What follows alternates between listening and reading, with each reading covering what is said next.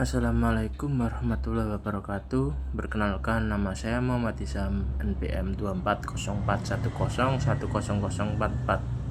Pada kesempatan kali ini saya akan mempresentasikan implementasi birokrasi dan governansi publik menggunakan pendekatan collaborative governance dengan mengambil studi kasus Kampung Organik Brenjong di Desa Penanggungan, Kecamatan Trawas, Kabupaten Mojokerto, Jawa Timur.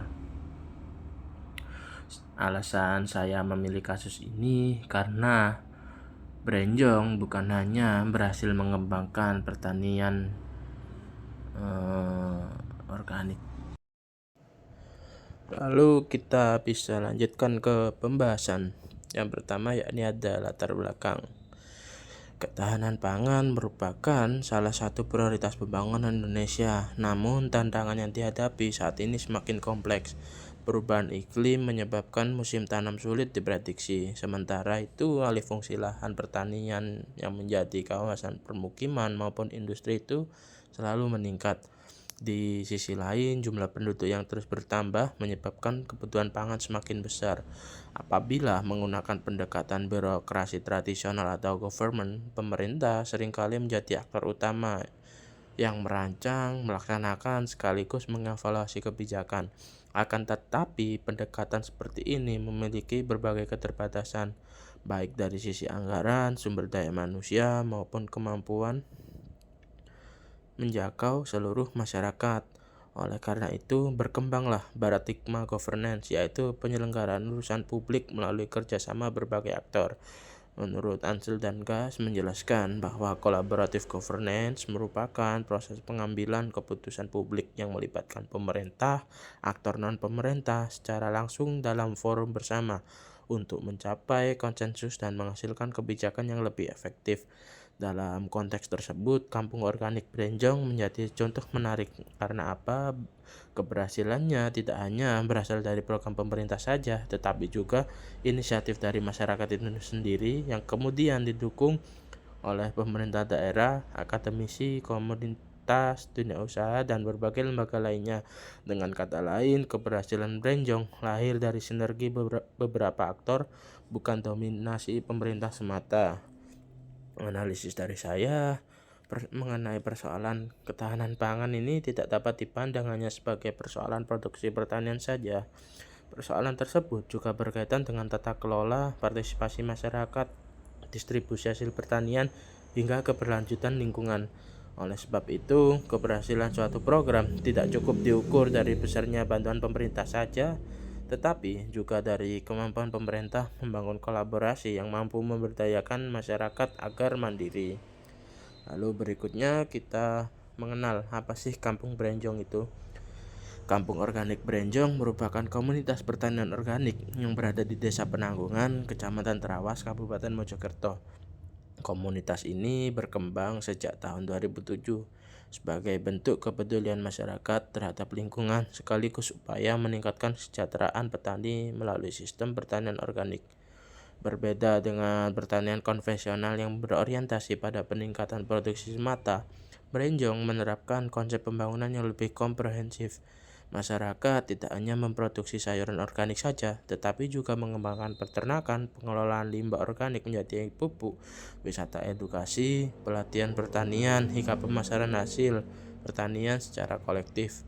Hal ini menunjukkan bahwa Brenjong tidak sekedar menjadi sentra produksi pangan saja, melainkan juga menjadi pusat pemberdayaan masyarakat. Jika dianalisis dari perspektif administrasi publik, Brenjong menunjukkan perubahan paradigma birokrasi. Pemerintah tidak lagi menjadi satu-satunya pelaksana pembangunan, tetapi lebih berperan sebagai fasilitator yang menciptakan kondusif agar masyarakat mampu berkembang secara mandiri. Analisis dari saya, keberhasilan Desa Brenjong ini sendiri bukan hanya disebabkan oleh bantuan pemerintah, melainkan karena adanya modal sosial, yakni di mana masyarakat memiliki kepercayaan untuk bersosialisasi kepada semua orang, seperti gotong royong, lalu menekankan komitmen masyarakat yang sangat kuat. Pemerintah memang memberikan dukungan melalui pembinaan, pelatihan, dan fasilitas. Tetapi aktor yang paling menentukan adalah tingginya partisipasi masyarakat itu sendiri. Apabila model berenjong hanya direplikasi melalui pemberian bantuan fisik tanpa membangun kepercayaan di masyarakat, lalu membangun kepemimpinan, komunitas, dan rasa memiliki dari masyarakat, kemungkinan besar program seperti ini tidak akan berkelanjutan. Dan inilah titik lemahnya banyak program pemerintah di Indonesia yang dimana hanya berfokus pada bantuan tetapi kurang membangunlah kapasitas kolaborasi antar aktor itu sendiri. Dengan demikian bisa dibilang model dari desa Brenjong ini sendiri adalah ketahanan pangan itu dibangun melalui kolaborasi sosial, bukan hanya melalui intervensi birokrasi saja. Lalu selanjutnya analisis kolaboratif governance dalam kasus kampung organik Brenjong. Untuk menganalisis kasus kampung organik Brenjong, saya menggunakan teori kolaboratif governance yang dikemukakan oleh Ansel dan Gas. Karena menurut teori ini, suatu kolaborasi tidak terjadi begitu saja, tetapi dipengaruhi oleh 4 komponen utama yang saling berkaitan. Komponen pertama yakni starting condition atau kondisi awal, yang dimana dalam kasus Brenjong ini kondisi awal muncul karena masyarakat itu menghadapi berbagai persoalan seperti ketergantungan terhadap pupuk kimia, lalu penurunan kualitas lingkungan, dan keterbatasan nilai tambah hasil pertanian. Di sisi lain, pemerintah daerah juga memiliki kepentingan untuk meningkatkan ketahanan pangan sekaligus kesejahteraan masyarakat desa. Kesamaan kepentingan inilah yang menjadi dasar lahirnya kolaborasi. Lalu komponen kedua yakni adalah institutional design.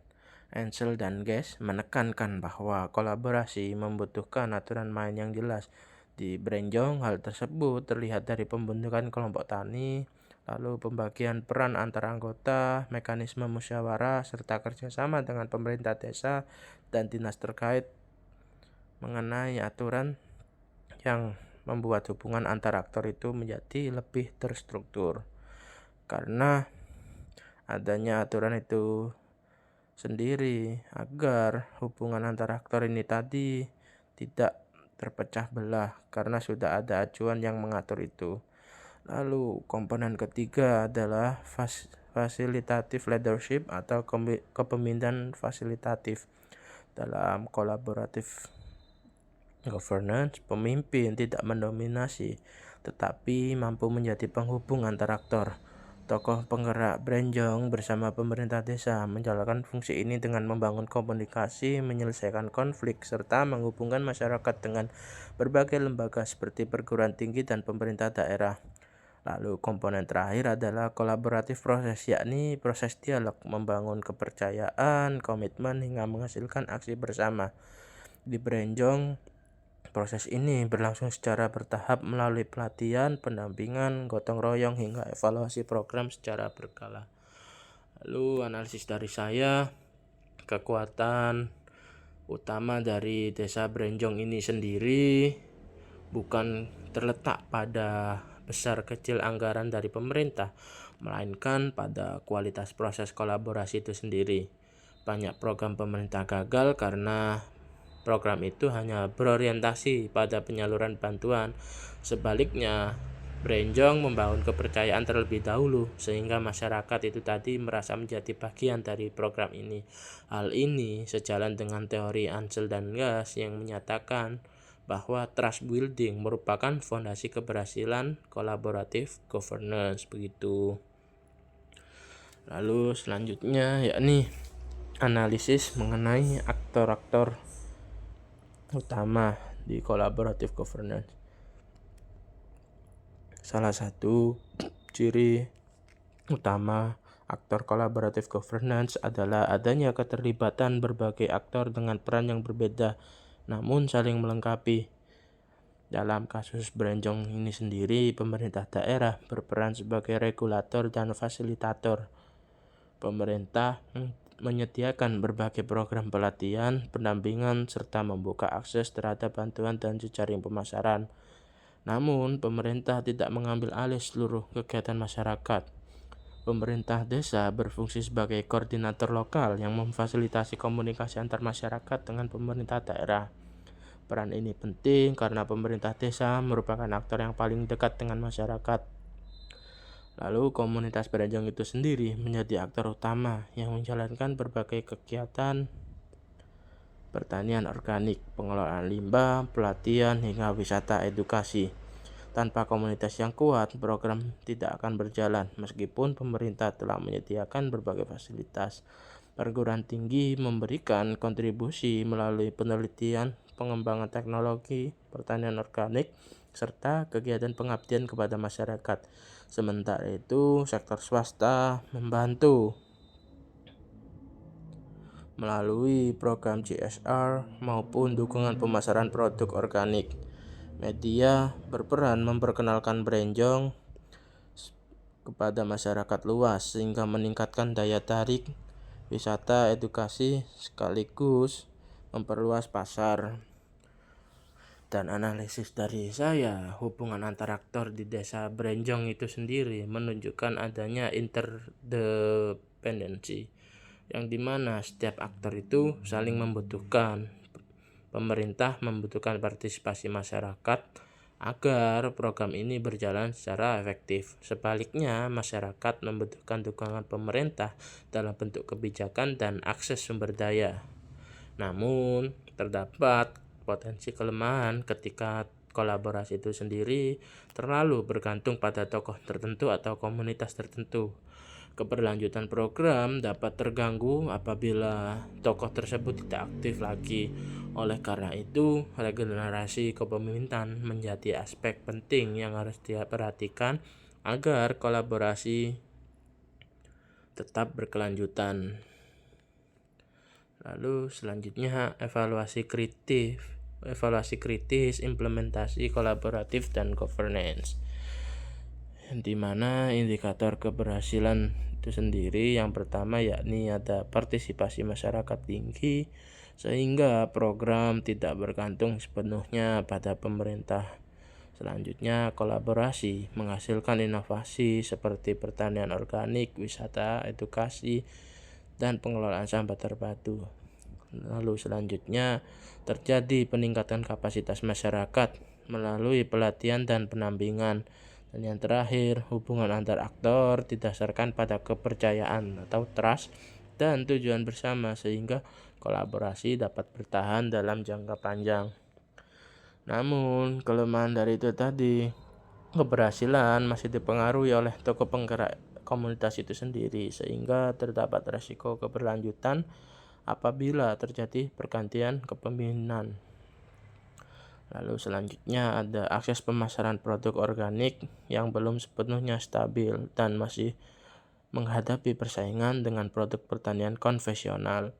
Selanjutnya, keterlibatan sektor swasta belum optimal sehingga peluang pengembangan investasi dan inovasi masih terbuka. Dan yang terakhir, replikasi model Beranjong di daerah lain tidak mudah karena memerlukan model sosial, kepemimpinan komunitas, dan budaya gotong royong. Lalu dari analisis saya, kolaborasi ini sendiri keberhasilannya menunjukkan bahwa birokrasi di Beranjong sudah menjadi birokrasi modern, tidak lagi identik dengan struktur yang kaku. Birokrasi justru harus mampu menjadi fasilitator yang membuka ruang partisipasi masyarakat. Hal ini sejalan dengan konsep good governance, yaitu penyelenggaraan pemerintahan yang mengedepankan partisipasi, akuntabilitas, transparansi, efektivitas, dan kolaborasi. Meskipun demikian, saya tetap melihat terdapat tantangan yang perlu diantisipasi. Kolaborasi membutuhkan komunikasi yang intensif dan waktu yang tidak singkat. Selain itu juga perbedaan kepentingan antar aktor dapat memunculkan konflik apabila tidak dikelola dengan baik. Oleh karena itu, pemerintah harus terus menjaga kepercayaan masyarakat melalui transparansi, konsistensi, serta pemberian ruang partisipasi yang nyata. Dengan demikian, kolaboratif governance itu tadi tidak hanya menjadi konsep teoritis, namun benar-benar menjadi pendekatan yang mampu menghasilkan kebijakan publik yang efektif dan berkelanjutan. Dan keberhasilan Kampung Berenjong sendiri membuktikan bahwa kolaboratif governance itu mampu menghasilkan kebijakan yang lebih adaptif dibandingkan birokrasi yang bekerja secara hierarkis. Namun, kolaborasi tidak boleh hanya bergantung pada hubungan personal atau figur tertentu. Pemerintah daerah perlu melakukan pelembagaan kolaborasi melalui regulasi, penguatan kapasitas kelembagaan masyarakat, serta regenerasi kepemimpinan agar program tetap berkelanjutan. Dengan demikian, kolaboratif governance tidak hanya menghasilkan keberhasilan jangka pendek, tetapi juga mampu menciptakan tata kelola ketahanan pangan yang berkelanjutan. Lalu kesimpulannya, berdasarkan analisis semua, Kampung Organik Berenjong menunjukkan bahwa pendekatan kolaboratif governance mampu memperkuat implementasi birokrasi dalam mewujudkan ketahanan pangan lokal. Keberhasilan program itu sendiri didukung oleh sinergi pemerintah, masyarakat, akademisi, sektor swasta, dan media melalui proses dialog, kepercayaan, serta komitmen bersama. Meskipun demikian, masih terdapat tantangan berupa regenerasi kepemimpinan, perluasan pasar produk organik, dan penguatan kelembagaan kolaborasi. Oleh karena itu, pemerintah perlu memastikan bahwa kolaborasi tidak hanya bergantung pada individu, tetapi menjadi sistem tata kelola yang berkelanjutan dan dapat direplikasi di daerah lain. Sekian penjelasan presentasi saya mengenai Kampung Organik di Desa Berenjong. Apabila ada salah kata, mohon dimaafkan. Wassalamualaikum warahmatullahi wabarakatuh.